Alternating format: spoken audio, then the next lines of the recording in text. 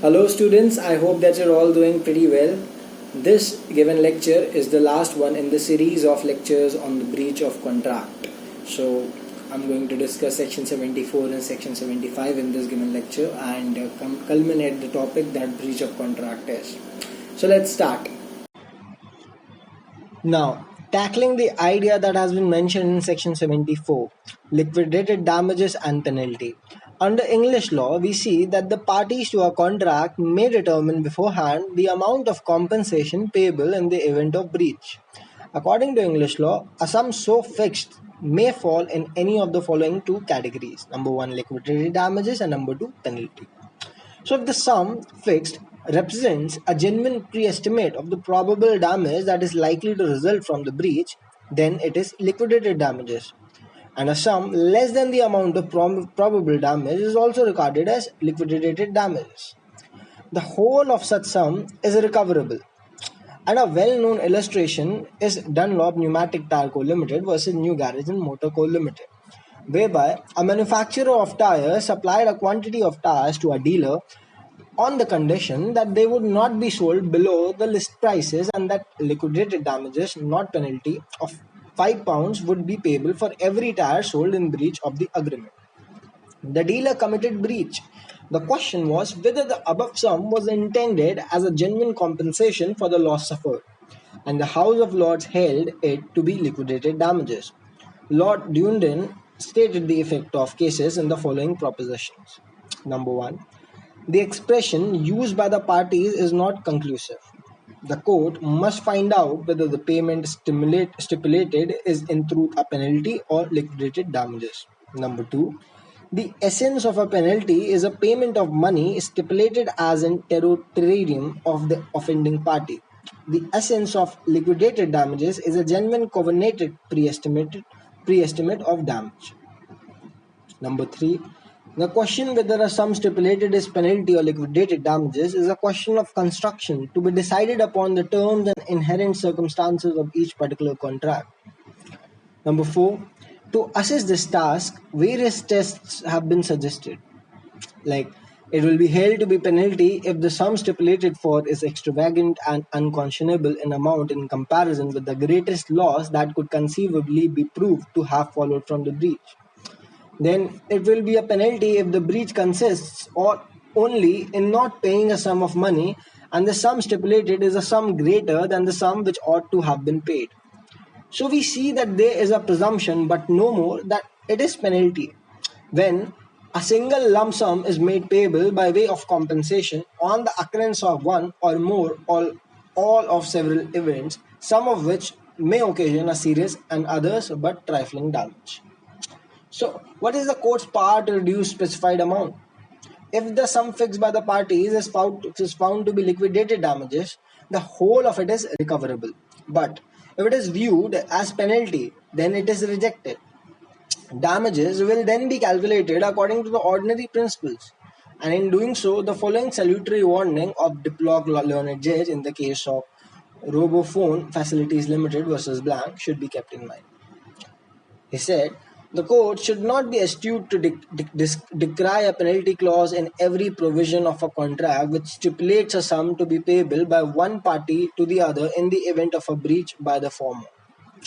To this, Cheshire and Fifoot have added that such a stipulation reflects good business sense and is advantageous to both parties.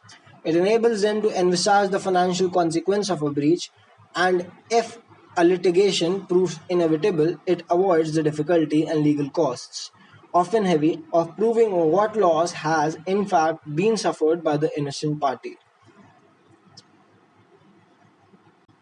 Now talking about stipulation for payment on events extraneous to breach of contract.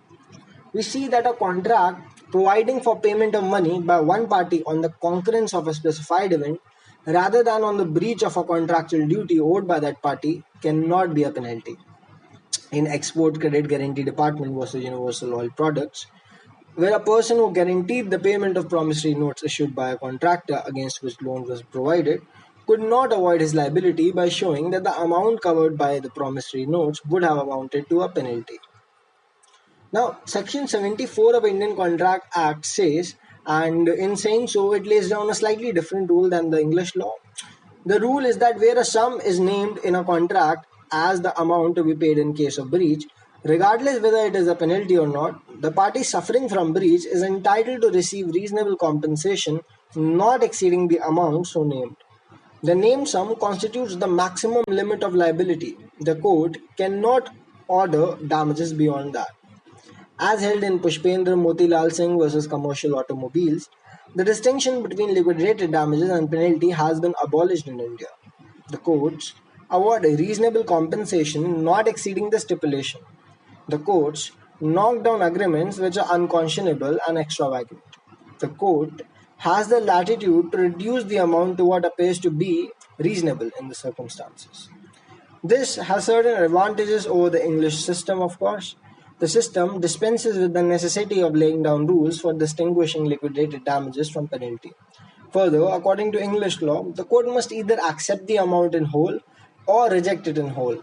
In India, however, the court need not reject the amount. It may either accept the amount or reduce it to whatever appears reasonable. In the case of Fateh Chand versus Balki Shan Das, the court observed as follows. Section 74 is clearly an attempt to eliminate the somewhat elaborate refinements made under the English common law in distinguishing between stipulations providing for payment of liquidated damages and stipulations in the nature of penalty. The Indian legislature sought to cut across the web of rules and presumptions under the English common law by enacting a uniform principle applicable to all stipulations, naming the amount to be paid in case of breach and stipulations by way of penalty. On the idea of one party not to be adjudicating authority, in state of Karnataka and Sri Ram Rameshwar rice mills, we see that a clause in a contract was to the effect that for any breach of the conditions of the contract, the first person shall be liable to pay damages to the second party as may be assessed by the second party. This clause was held to be void because it had the effect of making a party also a judge to decide breach and assess damages. The court said, the power to assess damages is subsidiary and consequential power and not the primary power. Even assuming for argument's sake that the clause afforded scope for being construed as empowering the officer of the state to decide upon the question of breach as well as to assess the quantum of damages, we do not think that adjudication by the officer regarding breach can be sustained under the law because the party to the agreement cannot be an arbiter in his own cause. Interests of justice and equity require that where a party to a contract disputes breach, adjudication should be by an independent person or body and not by the other party to the contract. Now, there's also this idea that breach and right to compensation must be established. This is one of the core principles here. So, in MMTC Limited versus S. Mohammad Ghani, the plaintiff, a government undertaking, was dealing in export of marine products. It provided financial assistance to the defendant who was engaged in the business of seafood. A clause in the agreement provided that he would be liable to compensate the plaintiff if his goods were rejected by the foreign buyer. It was found that the goods were rejected not because of any inherent defect but because of the misfunctioning of the containers in which the goods were shipped. The plaintiff had filed a suit against the shipping agent but did not pursue it. An action against the defendant was not allowed. The plaintiff could not take shelter of the clause when there was no breach on the part of the defendant. Now that we have highlighted the distinctions between English and Indian law, let's talk about some common features that lie in relation to this section. So the distinction between liquidated damages and penalty is not altogether irrelevant to this section. Its relevance, in the first place, arises from the fact that the amount contemplated by the parties will be reduced only if it appears to be by way of penalty. Otherwise, the whole of it is recoverable as liquidated damages. Secondly, the first explanation to the section uses the word penalty. It provides that a stipulation for increased interest from the date of default may be a stipulation by way of penalty. In Mallavarappu, Surya Narayana Murthy versus Buddha Raju, Surya Narayan Raju, where money was borrowed at 12% interest payable six monthly, and the agreement provided that in case of default, an interest of 75% shall be payable. It was held to be a stipulation by way of penalty. Still, another common feature between the English common law and the Indian law is shown by the decision of the Supreme Court in Chunnilal versus Mehta and Sons Limited versus Century SPG and LG Co Limited, where it has been held that by providing for compensation in express terms, the right to claim damages under the general law is necessarily excluded. Here, in the latter case, an agreement for the appointment of managing agents provided that their remuneration would be Rs 6,000 per month or 10% of the gross profits of a year, whichever was more, and also that in the event of premature termination, their compensation would be not less than Rs 6,000 per month for the whole of the unexpired period. They were removed before the expiry of the term and had claimed compensation at the rate of 10% of the gross profits. But the Supreme Court held that they must be content with the rate of Rs 6,000 per month. They were bound by the clause. It seems to us that the intention of the parties was that if the applicants were relieved of the duty to work as managing agents, they should not be entitled to get anything more than Rs 6,000 per month by way of compensation. Still, another common feature about the English law and Indian law is shown by the decision of the Supreme Court in the case of Chunni Lal v Mehta and Sons Limited versus Century SPG and FG Co Limited, where it has been held that by providing for compensation in express terms, the right to claim damages under the general law is necessarily excluded. Here, an agreement for the appointment of managing agents provided that their remuneration would be Rs 6,000 per month or 10% of the gross profits of a year, whichever was more. And also that in the event of premature termination, their compensation would be not less than Rs 6,000 per month for the whole of the unexpired period. They were removed before the expiry of the term and claimed compensation at the rate of 10% of the gross profits. But the Supreme Court held that they must be content with the rate of Rs 6,000 per month. They were bound by the clause. It seems to us that the intention of the parties was that if the appellants were relieved of the duty to work as managing agents, they should not be entitled to get anything more than Rs 6,000 per month by way of compensation. Now, talking about the forfeiture of earnest money or deposit. In the application of Section 74 to forfeiture clauses, the Supreme Court has drawn distinction between earnest money and security deposit. The distinction was set to work in the case of Fateh Chand versus Balkishan Das, whereby an agreement for the sale of certain land in Banglaw for Rs 1,12,500 provided that the buyer was to pay Rs 1,000 as earnest money and Rs 24,000 on delivery or possession. The buyer made these payments and was put in possession. The agreement further provided that if the buyer failed to pay the balance price and get the sale deed registered by a certain date, the sum of Rs 25,000 would stand forfeited. The agreement cancelled and the buyer shall return possession to the seller. The buyer defaulted and the seller forfeited at the above sum and brought in action to recover possession and compensation for occupation and use. He was allowed to forfeit Rs 1,000 being earnest money and to retain the sum of Rs 24,000 also not by virtue of his right to forfeit but as representing use value. Justice Shah refuted the fallacy as shown by some High Court decisions that Section 74 applies only to cases where the aggrieved party is seeking to recover a fixed amount on breach of contract and not to cases where an amount received under the contract is sought to be forfeited.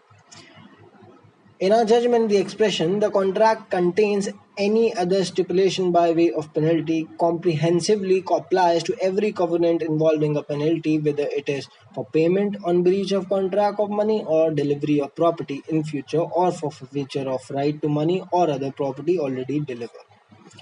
In all cases, therefore, where there is a stipulation in the nature of penalty for forfeiture of an amount deposited pursuant to the terms of the contract, the court has jurisdiction to award such sum only as it considers reasonable, but not exceeding the amount specified in the contract as liable to forfeiture. Now, whether actual loss is necessary. So, another question which the court considered was whether actual proof of loss is necessary to recover anything under Section 74. In the earlier case of Chunni Lal v Mehta and Sons Limited versus Century SPG and MFG Co., Justice Mudholkar suggested that where the right to recover liquidated damages under Section 74 is found to exist, no question of ascertaining damage really arises. The section also says that the named sum is recoverable, whether or not actual damage or loss is proved to have been caused thereby. But even so, Justice Shah felt that these words of the section only dispense with proof of actual loss or damage.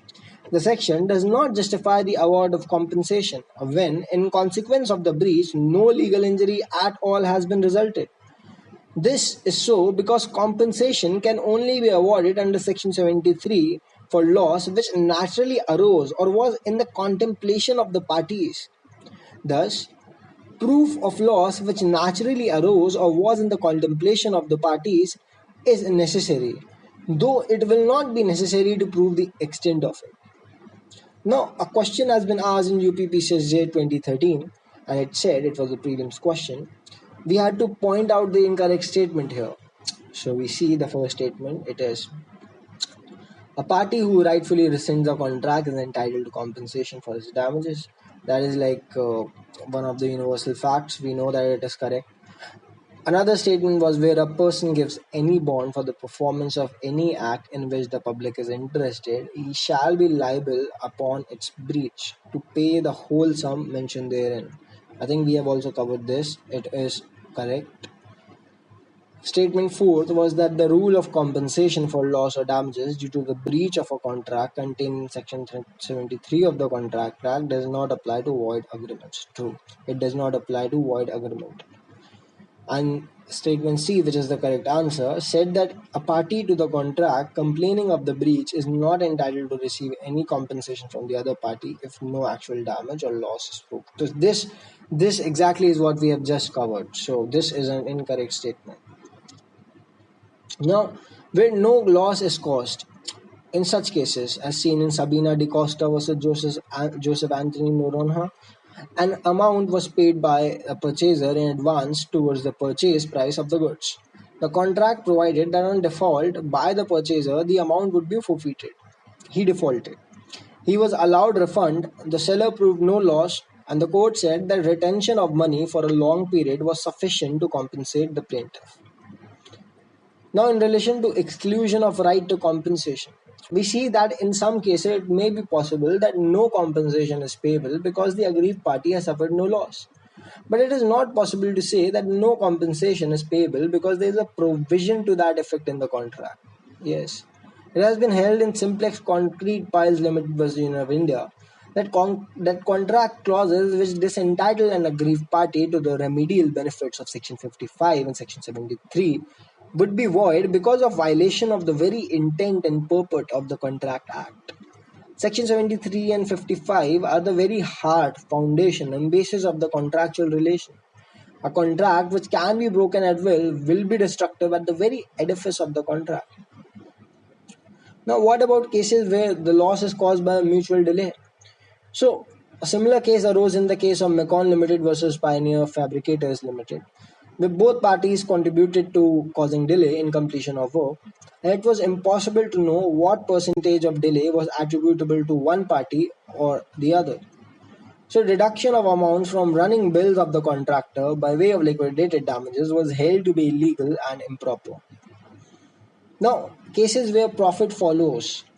So, in Mohan Lal versus Dayal Dasko, where not only no loss was caused to the seller of land by the buyer's refusal to perform, but on the contrary, he resold it at a profit.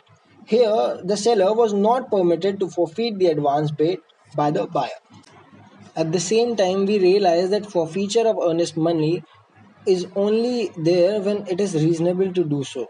So, in Shri Hanutnan Cotton Mills versus Tata Aircraft Limited, where the plaintiffs contracted with the defendants to purchase from them aero scrap for rupees 10 lakhs and paid rupees 22 lakh 50,000, being 25% of the purchase price, one of the conditions, among others, being that if he failed to pay the balance of the purchase price in accordance with the contract, the deposit would be forfeited and the contract cancelled.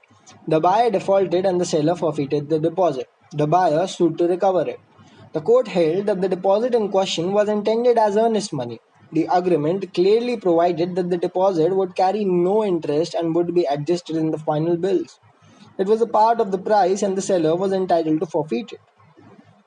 Now, there have also been cases where interest is to be paid by way of damages, and there are many such cases, there are many such categories of cases. But what I bring to your attention is the most prominent one, the most inquisitive ones, which can be asked as a question in the examination. So, interest is one of such categories, and we see that interest is generally not awarded by way of damages. There has to be an agreement to that effect or statutory provisions, as seen in YP Gannison versus TN Civil Supplies Corporation Limited. When money due is wrongfully withheld, interest can be demanded even in the absence of agreement. But for that purpose, a written demand is mandatory. In the absence of any such thing as that, the plaintiff was allowed interest at the rate of 6%. The withheld payment was due under the contract.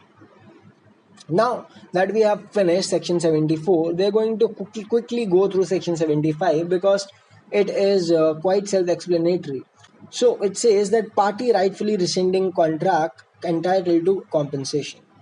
A person who rightfully rescinds a contract is entitled to compensation for any damage which he has sustained through the non-fulfillment of the contract. It has an illustration which says that a singer, contracts with B, the manager of a theatre, to sing at his theatre for 2 nights in every week during the next 2 months. And B engages to pay her 100 rupees for each night's performance. On the sixth night, A willfully absents herself from the theatre and B, in consequence, rescinds the contract. B is now entitled to claim compensation for the damage which he has sustained through the non-fulfillment of the contract. Now, we have just one case law for you to understand this section better, because I really feel that this section is self-explanatory.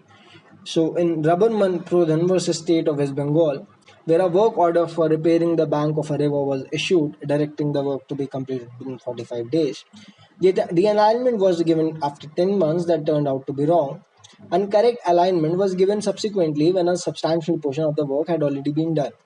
The work already done was not taken into account. The wrong alignment became the cause of washing away by devastating funds, and the plaintiff's claim for compensation for the work already done was taken to be established. With this, we come to the culmination of the topic that breach of contract is. In the next lecture, we're going to continue with indemnity and guarantee and start the series of specific contracts. Also, I would like to mention one thing, that the sections that we have discussed so far, section 1 to section 75, these are comparatively much more important and hence are prevalently asked in the given examination. So I would suggest you to focus much more on these given sections as compared to the rest of the sections that I am going to be discussing with you. Of course, everywhere whenever it is necessary, I would be mentioning what is important and what is not. For example, the difference between indemnity and guarantee, it is asked very much, it is asked pretty frequently. So that is something that is very important. My point over here is that do not go for the number of sections, that section 2 to 77, section 75 is just 74 sections at the same time. Section 124 to section 238, it is way too much. Do not think of it that way. Definitely the basics of it and everything, starting from free consent to breach of contract, everything in between is much more important than the part of specific contracts that I am going to discuss with you in the coming lectures. So I would ask you to devote 80% of your attention at least on this part and 20% on the part of specific contracts. Rest I'll be talking about whenever the given subtopic comes. Thank you. Take care.